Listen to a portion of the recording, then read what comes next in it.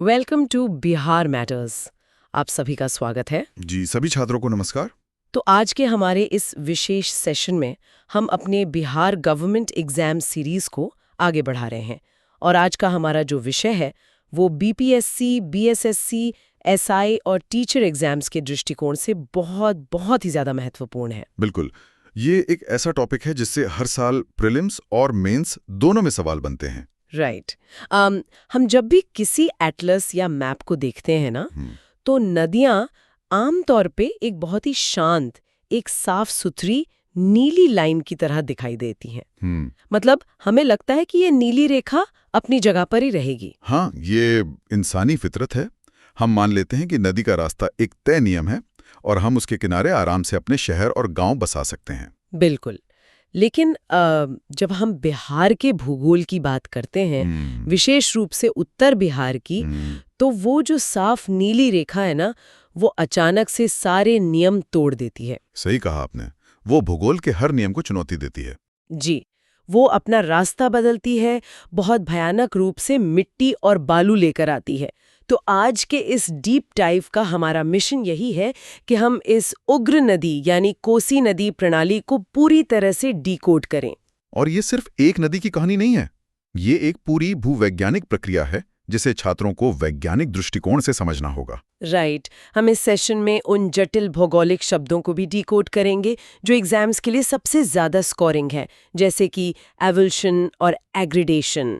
जी, English medium के छात्रों के लिए भी ये टर्म्स बहुत जरूरी हैं, एवल्यूशन एंड एग्रीडेशन।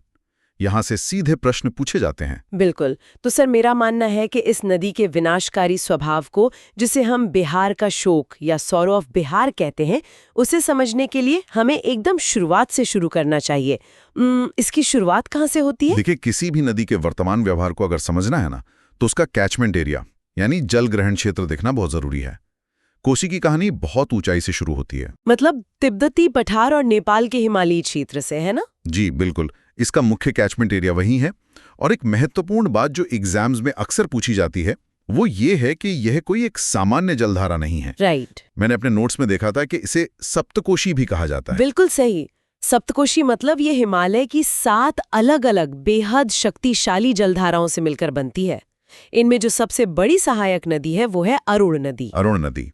अच्छा, क्या अरुण के अलावा भी कोई प्रमुख धाराएं हैं जो छात्रों को याद रखनी चाहिए? हाँ बिल्कुल। अरुण के अलावा सुनकोसी और तमूर ये अन्य प्रमुख धाराएं हैं। और यहाँ ध्यान देने वाली बात ये है कि यह सिर्फ ग्लेशियर के पिघलने का पानी नहीं है। मतलब इसमें बारिश का पानी भी शामिल होता है? जी, ये पूरा क्षेत्र मानसून के दौरान भारी बारिश प्राप्त करता है।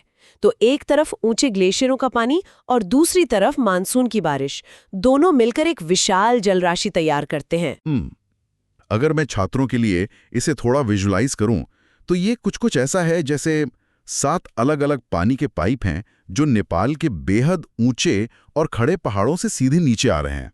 बहुत ही सटीक एनालॉजी है ये। और क्योंकि पहाड़ों की ढलान बहुत तीखी होती है, पानी के पास एक भयंकर गति होती है जिसे हम काइनेटिक एनर्जी कहते हैं। राइट।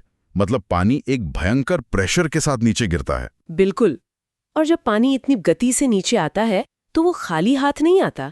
वो अपने रास्ते की चट्टानें, पत्थर, बालू सब कुछ काटता हुआ साथ ले आता है, जिसे हम भूगोल की भाषा में सेडिमेंट लोड कहते हैं, है ना? जी, सेडिमेंट लोड। और हिमालय चूंकि दुनिया के सबसे युवा और अस्थिर पहाड़ों में से एक है, इसलिए वहां की मिट्टी बहुत जल्दी कटती है। कोसी नदी का सेडिमेंट लोड पूरी दुनिया में सबसे ज्यादा माना जाता है। वाओ! मतलब ये नदी सिर्फ पानी की धारा नहीं है, बल्कि एक तरह का लिक्विड सैंडपेपर है जो पहाड़ों को घिसकर नीचे ला रहा है। एकदम सही। और ये सारा उग्र जल प्रवाह अपने साथ लाखों टन मलबा लिए हुए नेपाल से होते हुए हमारे बिहार में प्रवेश करता है। बिहार में ये किस जगह से प्रवेश करती है? एग्जाम्स में लोकेशन बहुत पूछी जाती है। जी, ये बिहार में भीमनगर के पास प्रवेश करती है। ये पॉइंट छात्रों को बिल्कुल याद रखना चाहिए। भीमनगर।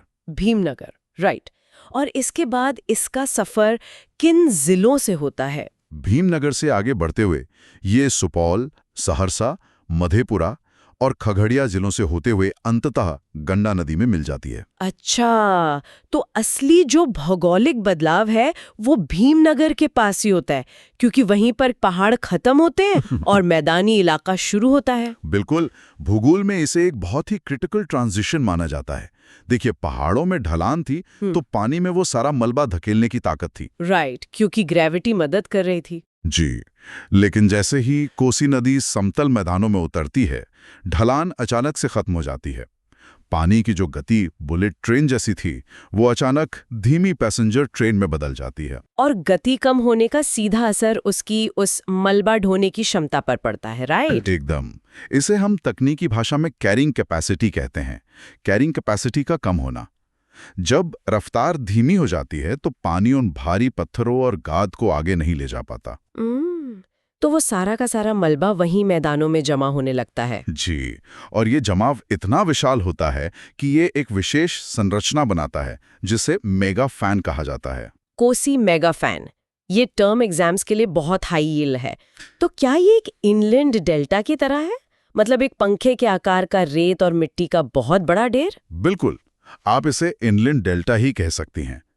नदियां आमतौर पर समुद्र के पास डेल्टा बनाती हैं, लेकिन कोसी जमीन के बीचों बीच ही ऐसा कर देती है। क्योंकि उसके पास अपना ही लाया हुआ इतना सारा मलबा होता है कि वो एक मुख्य धारा में बह ही नहीं पाती। सही कहा, मलबा नदी का ही रास्ता रोक लेता है। एक साफ धारा के बजाय वो कई छोटी छोटी और उथली धाराओं में बढ़ जाती है। तो बेसिकली ये रेत और मिट्टी के एक बहुत बड़े ट्रैफिक जैम की तरह है ना, जो पानी का रास्ता रोक देता है। बहुत अच्छा उदाहरण है। और इसी ट्रैफिक जैम की वजह से जो सिस्टम बनता है उसे ब्रेडेड नदी प्रणाली या ब्रेडेड रिवर सिस्टम कहते हैं।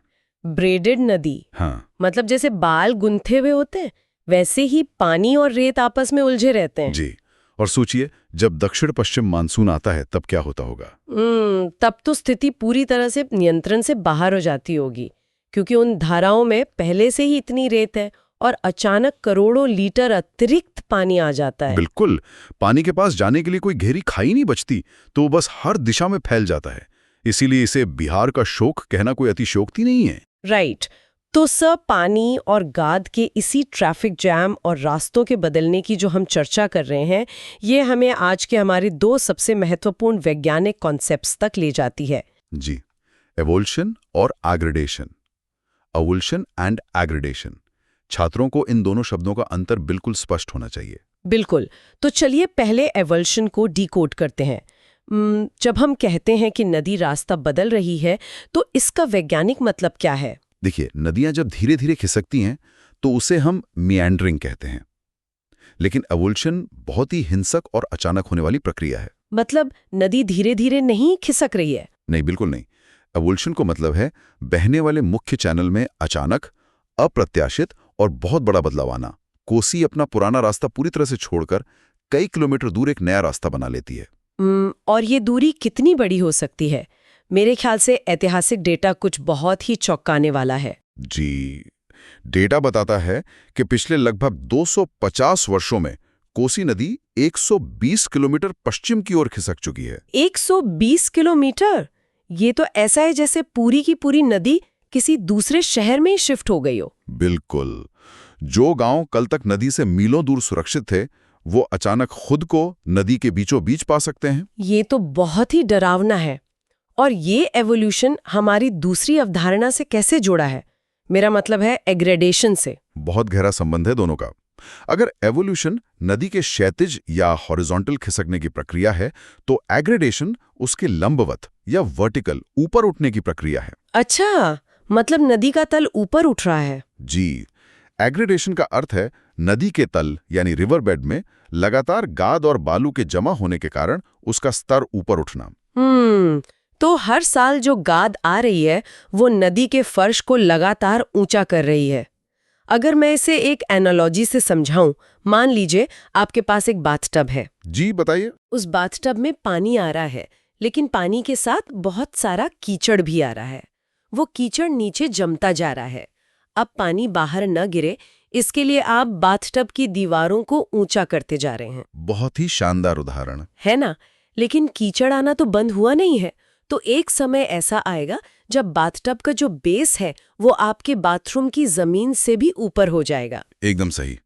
और आपने जो बाथटब की दीवारों को ऊंचा करने की बात की, वो सीधे तौर पर हमारे इंसानी हस्तक्षेप यानी इंजीनियरिंग से जुड़ती है। मतलब जो हमने तटबंध या एम्बैंकमेंट्स बनाए हैं। जी, हमने कोसी को रोकने के लिए नदी के दोनों किनारों पर मिट्टी और कंक्रीट के ऊंचे ऊंचे तटबंध बना दिए। हमारा मकसद था नदी को एक जगह पर बांधे रखना। और इसके अलावा हमने भीमनगर के पास कोसी बैराज भी तो बनाया है, राइट? बिल्कुल। कोसी बैराज का उद्देश्य बाढ़ नियंत्रण और सिंचाई की सुविधा देना था। लेकिन एग्रीडेशन के विज्ञान को समझने के बाद इन तटबंधों की एक बहुत बड़ी विडंबना सामने आती है। विडंबना मतलब किस तरह की? देखिए, जिन तटबंधों को हमने सुरक्षा के लिए बनाया, उन्होंने नदी को एक कृत्रिम बाउंड्री में कैद कर दिया। अब नदी अपनी गाद पूरे मेगा फैन में नहीं फैला सकती।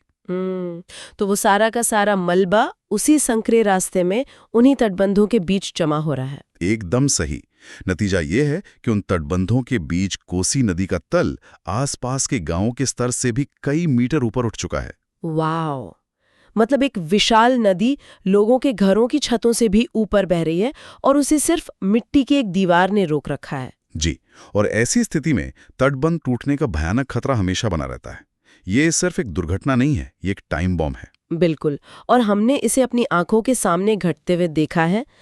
2008 की प्रलयकारी कोसी बाढ़ इसका सबसे बड़ा उदाहरण है, राइट? जी, 2008 की बाढ़ एवेल्जन और एग्रेडेशन के कॉम्बिनेशन का सबसे क्लासिक उदाहरण है। नदी का तल इतना ऊपर उठ चुका था कि पानी का दबाव बर्दाश्त से बाहर हो गया। और फिर नेपाल की कुसाहा में तटबंध टूट गया। बिल्कुल, कुसाहा ब्रीच। नदी ने अपना वो चैनल छोड़ दिया जिसमें वो दशकों से बह रही थी और अपना सदियों पुराना रास्ता वापस पकड़ लिया। और क्योंकि वो रास्ता दशकों से सूखा था, वहां लाखों लोग बस चुके थे। उनके पास बचने का कोई मौका ही नहीं था। बहुत भारी मात्रा में विस्थापन हुआ था और इस त्रासदी ने भारत नेपाल कनेक्शन के महत्व को भी पूरी तरह से उजागर कर दिया। हाँ, ये जियोपॉलिटिकल एंगल भी एग्जाम्स के लिए बहुत महत्वपूर्ण है, क्योंकि नदी का मुख्य जलग्रहण क्षेत्र नेपाल में है। पानी वहीं इकट्ठा होता है। जी, और कोसी बैराज भी सीमा के पास ही स्थित है। लेकिन जब तटबंध टूटता है तो तबाही सबसे ज्यादा बिहार में होती है। मतलब बिना अंतर्राष्ट्रीय सहयोग के इसका प्रबंधन असंभव है? एकदम असंभव है। चूंकि उद्गम नेपाल में है और प्रभाव भारत में, इसलिए बैराज का प्रबंधन और रियल टाइम डेटा शेयरिंग दोनों देशों के समन्वय के बिना नहीं हो सकता। तो सर, अब तक हमने जो चर्चा की उससे तो ऐसा लग रहा है कि कोसी सिर्फ और सिर्फ एक बुरी नदी है। देखिए, ऐसा सोचना बहुत ही संकुचित नजरिया होगा। नदी को सिर्फ एक विलन की तरह नहीं देखा जाना चाहिए। इसके कृषि और पारिस्थितिकी पर सकारात्मक प्रभाव भी हैं। अच्छा, तो इसके सकारात्मक प्रभाव क्या है?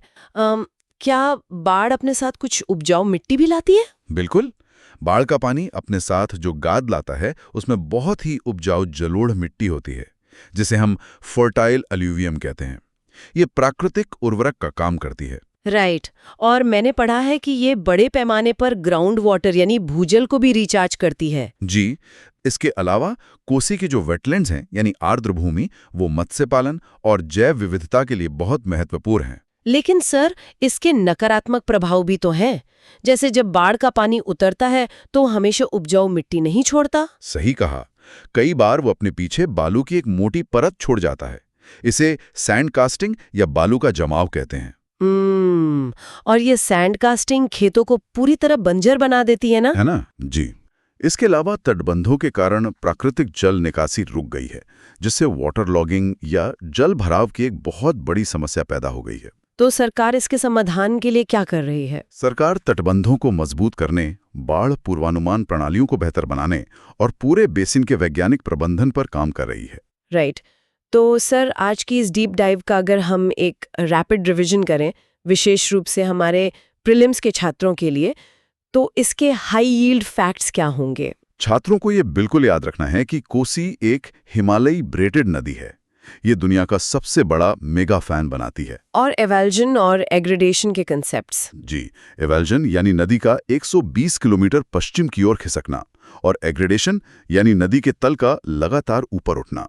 इसके अलावा नेपाल से आने वाली सप्तकोशी और भीमनगर का बैराज, ये सभी आगामी बीपीएससी परीक्षाओं के लिए अत्यंत महत्वपूर्ण हैं। बिल्कुल। आप सभी छात्र इन मुख्य बिंदुओं को जरूर दोहराएं। तो सर, आज की चर्चा के अंत में मैं छात्रों के लिए एक विचारोत्तेजक सवाल छोड़ना चाहूंगी। जी बिल्कुल, पूछिए। अगर कोसी नदी का प्राकृतिक स्वभाव ही लगातार अपने रास्ते बदलना और लाखों टन गाद जमा करना है, तो क्या हमारी इंजीनियरिंग कभी भी इस नदी को पूरी तरह से पालतू बना सकती है? ये एक बहुत ही गहरा सवाल है ना? हमारे तटबंध करोड़ों वर्षों की भूवैज्ञानिक प्रक्रिया के खिलाफ काम कर रहे हैं। तो क्या भविष्य में हमें इस नदी को रोकने के बजाय इसके स्वभाव के साथ सामंजस्य बिठाकर जीने के नए तरीके खोजने होंगे? छात्रों को इस पर मीन्स परीक्षा के दृष्टिकोण से जरूर विचार करना चाहिए। जी, तो इसी विनम्र विदाई के साथ हम आज के इस विश्लेषण का समापन करते हैं। अगली क्लास में इस सीरीज को हम आगे बढ़ाएंगे। जुड़े रहिए हमारे साथ। This is Bihar matters, signing off. Bihar matters की तरफ से आप सभी को धन्यवाद। अच्छे से पढ़ते रहिए। नमस्कार।